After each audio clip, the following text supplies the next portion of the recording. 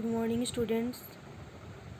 My name Renu Seni, Assistant Professor in Department of Mechanical Engineering, Bharati Institute of Engineering and Technology, Sikar.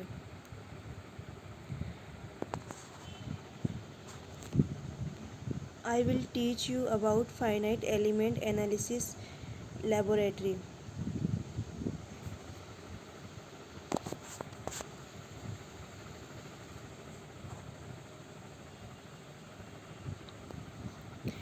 First one, we are discussing about your syllabus FEA lab. So in this syllabus there are two categories, category A and category B. So हम category A में experiment 5 इनकी study करेंगे and category B में MATLAB using finite element analysis to experiment करेंगे. ठीक है, सबसे पहले हम बात करते हैं finite element analysis. What is the finite element analysis?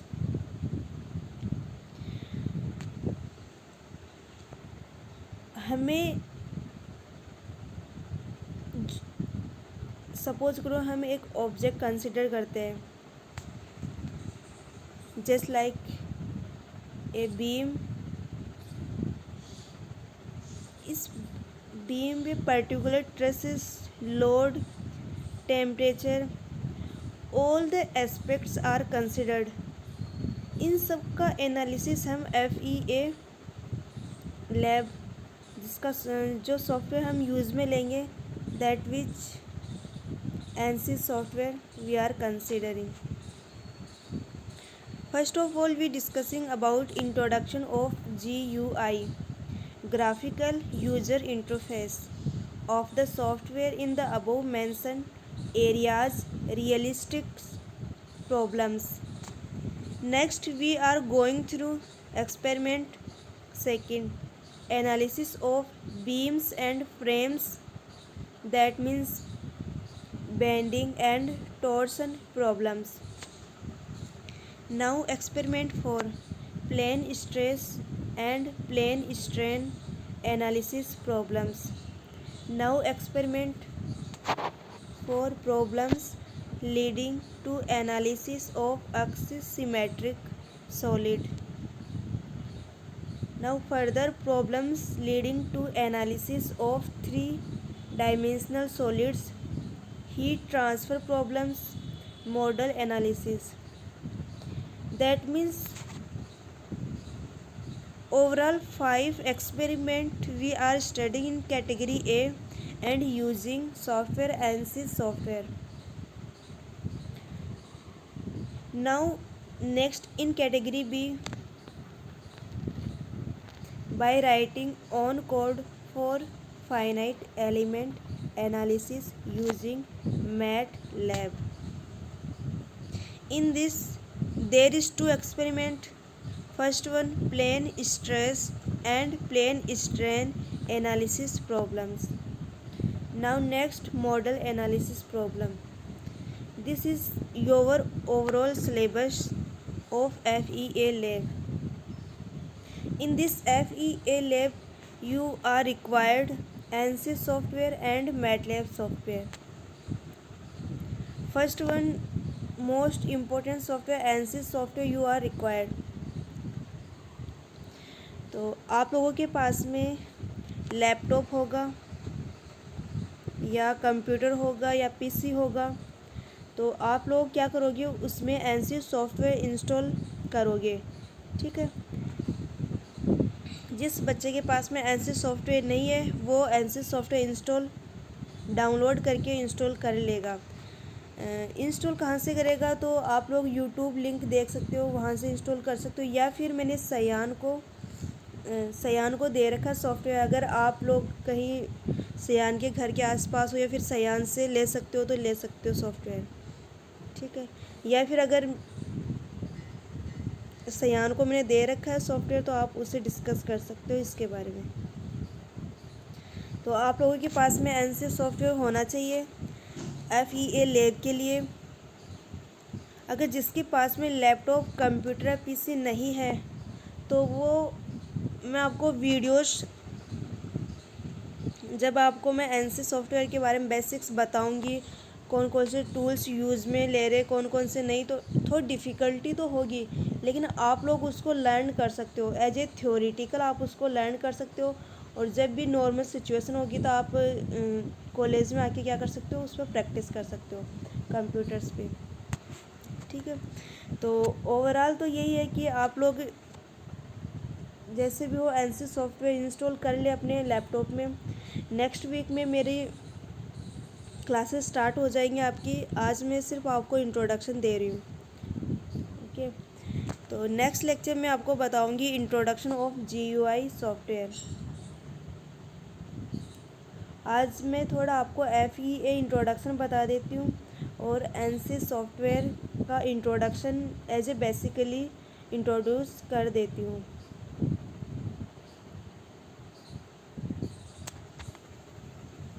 What is FEA? FEA, finite element analysis, is a way to simulate loading conditions on a design and determine the design's response to those conditions. That means मैंने एक example ले रखा है physical system, ये ladder है, ठीक है। तो हमें इसका मॉडल कैसे प्रिपेयर करेंगे फाइनाइट एलिमेंट एनालिसिस के लिए। जो भी पॉइंट्स है जॉइंट्स के वो हम यहाँ पर कंसिडर कर रहे हैं, ठीक है। तो इन सब पॉइंट्स पर हम क्या करेंगे, एनालिसिस करेंगे finite element analysis. That means truss, load, those factors are considered in this finite element analysis. हम वाइब्रेशन की भी बात करेंगे, beam, frame. Next, what is एनसिस?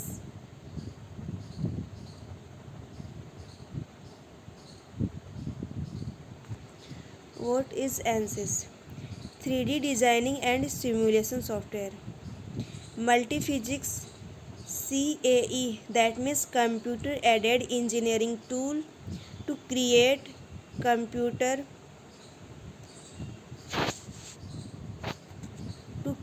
computer models of structures, electronics or machine components to simulate strength, toughness, elasticity, temperature, distribution, electromagnetism, fluid flow and many other attributes. That means ANSYS work क्या करता है? एनसिस work करता है structure, जो भी हम structures ले रहे हैं उसमें, या फिर जो भी हम मशीन कंपोनेंट्स ले रहे हैं, जैसे सपोज करो और एक कार है, ठीक, कार के डिज़ाइनिंग इंजन वगैरह है, गियर वगैरह है, टरबाइन के अंदर टरबाइन प्लेट्स है, वहाँ पर हम फ्लो की डायरेक्शन वगैरह है, ठीक है। तो ये सब किस में कंसिडर करेंगे? एनसिस में हम इसका एनालिसिस करेंगे, सिमुलेट करेंगे, ठीक है। इसके सिमुलेट करेंगे तो उसकी स्ट्रेंथ, टफनेस, एलास्टिसिटी, उसका temperature, distribution, electromagnetism, fluid flow, these factors are हम एनालाइज करेंगे ऑब्जेक्ट कंसिडर करके। ओके, नेक्स्ट हम बात करते हैं what actually analysis does. That means to solve engineering problems there are mainly 3 ways. That means जो भी हमारे न्यूमेरिकल प्रॉब्लम्स है, जो भी हमारे न्यूमेरिकल प्रॉब्लम्स होते हैं या फिर इंजीनियरिंग प्रॉब्लम्स होते हैं, तो उनको सॉल्व करने के लिए हमारे पास 3 मेथड्स होते हैं। या तो हम क्या अप्लाई करें, थ्योरेटिकल मेथड, ठीक है। जो भी न्यूमेरिकल्स होते हैं, सपोज करो बीम का कोई एग्जांपल है, आपने बीम के एग्जांपल्स वगैरह स्ट्रेंथ ऑफ मटेरियल में पढ़ा होगा आपने, कितना लोड लग रहा है, बेंडिंग स्ट्रेंथ कितनी है, ठीक है। तो बेंडिंग मोमेंट कितना है, तो वो आप लोग क्या कर रहे हो, थ्योरेटिकल अप्रोच अप्लाई कर रहे हो, ठीक है। एक होता है numerical approach, next third one होता है एक्सपेरिमेंटल अप्रोच। अगर हम एक्सपेरिमेंटल अप्रोच की बात करें, तो अगर हम एक्सपेरिमेंटल अप्रोच जाएंगे तो ये हमारे लिए कॉस्टली हो जाएगा, ठीक है।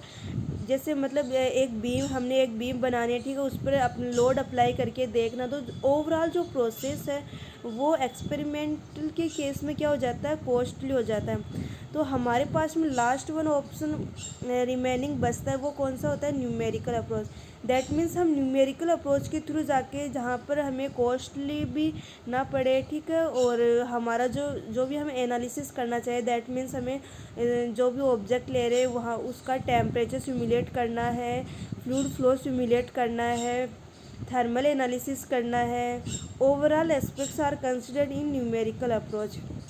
ओके, तो इस केस में हम क्या करें कि इंजीनियरिंग प्रॉब्लम को हम 3 टाइप में डिवाइड किया है, ठीक है, जिसमें हम पहले तो हम क्या कर रहे थे, उसको थ्योरेटिकल अप्रोच के थ्रू हम क्या कर रहे थे, सॉल्व कर रहे थे जो भी एग्जाम्पल्स हैं। जैसे आप लोगों का लास्ट सेमेस्टर में वाइब्रेशन सब्जेक्ट था, वाइब्रेशन सब्जेक्ट के अंदर आपने न्यूमेरिकल सॉल्व किया, तो वो न्यूमेरिकल आपने थ्योरेटिकली सॉल्व किया, ठीक है। आपकी जो लैब्स वगैरह आती है, आपने लैब्स में एक्सपेरिमेंट किया होगा, तो वो आपने क्या किया, एक्सपेरिमेंटल किया। लेकिन उस केस में आपको जब आप एक्सपेरिमेंटल कर रहे हो तो उसके लिए आपके कॉस्टली पड़ रहा है, ठीक है, कॉस्टली। दैट मीन्स आप जैसे ऑटोमोबाइल है, ठीक है, ऑटोमोबाइल के अंदर आपको एक कार है, उस कार पर आपको एनालिसिस करना है, कितना लोड, कितना इम्पैक्ट लग रहा है, कि गियर वगैरह प्रॉपर वर्क कर रहे हैं, कितना स्ट्रेस, कितना टेम्परेचर, कितना फ्रिक्शन वगैरह, कितना फ्लूइड फ्लो है। तो ओवरऑल जो फैक्टर्स है वो तो हम एक्सपेरिमेंटल अप्रोच में करेंगे तो कॉस्टली बहुत ज़्यादा हो जाता है, ठीक है। तो ये थर्ड हम सेकेंड वन क्या करते हैं, कंसिडर करते हैं। ये तो था हमारा एक्चुअली एनसिस क्या करता है, वो वर्क क्या है एक्चुअली एनसिस का। नेक्स्ट हम बात करते हैं method of solving partial differential equation. That means जब भी हम न्यूमेरिकल मेथड सॉल्व करते हैं तो आपने मैथमेटिक्स में पढ़ा होगा PDE, पार्शियल डिफरेंशियल इक्वेशंस, ठीक है। तो पार्शियल डिफरेंशियल इक्वेशन के थ्रू हम क्या करते हैं, सॉल्व करते हैं न्यूमेरिकल प्रॉब्लम्स। अब इनके मेथड्स होते हैं, जैसे फाइनाइट एलिमेंट मेथड हो गया, फाइनाइट वॉल्यूम मेथड हो गया, फाइनाइट डिफरेंस मेथड हो गया। ये मेथड्स होते हैं पार्शियल डिफरेंशियल इक्वेशन के। Next, how to perform CAE। That means CAE कैसे परफॉर्म करेगा। CAE का फुल फॉर्म होता है कंप्यूटर एडेड इंजीनियरिंग।